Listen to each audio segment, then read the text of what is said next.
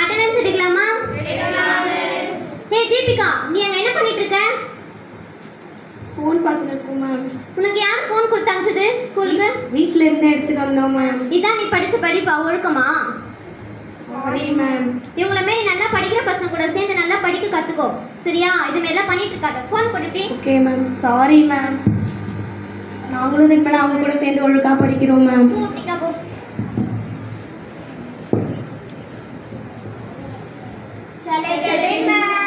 என்ன இதான் நீங்க ஸ்கூலுக்கு வர டைமா?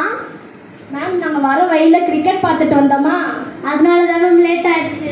ஆமாம் மேம், கிரிக்கெட் ரொம்ப நல்லா இருக்குது மேம்.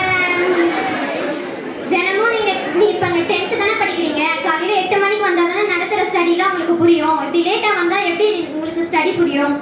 நான் இப்போ நீங்கள் வரதுக்குள்ளே ஒரு லெசன் நடத்தி முடிச்சிட்டேன். இந்த பசங்க எல்லாம் படிச்சிட்டாங்க. இப்போ 4 பேர் தான் நீங்கள் படிக்கல. மேம் சாரி மேம், இதுக்கப்புறம் நம்ம சீக்கிரமா வந்துடுறோம் மேம். இனிமேல் இந்த தப்பெல்லாம் பண்ணாதீங்க, போங்க உள்ள. Thank you ma'am.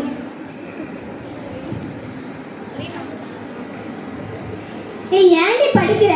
படிக்காதடி குறி, நம்ம படிக்கிறது எப்போ வேணா படிச்சுக்கலாம். ஏன்டி படிக்கிறவளை கெட்டு விடுற நீ? தியேட்டர்ல போய் நம்ம படம் பார்க்க போறோம்டி. ஸ்கூல் கெட்டுக்கு வந்திருக்க, நீ தியேட்டருக்கு போறேன்னு சொல்ற. நல்ல படம் போட்டுறாங்கடி, பார்க்க முடியாம மிஸ் பண்ணுவோம். அப்புறம் இங்க எவ்வளவு புக்ஸ் இருக்கு, நல்லா படிக்கிறாங்க உட்காந்து. இப்ப படிக்கிறது ரொம்ப கஷ்டமா இருக்குடி. நீ ஆர்வத்தோட ஆசையா உட்காந்து படிச்சா ஈஸியா இருக்கும்ல படிக்கிறது. அப்படியே பவித்ரா, நாங்களும் படிக்கிறோம் பவித்ரா.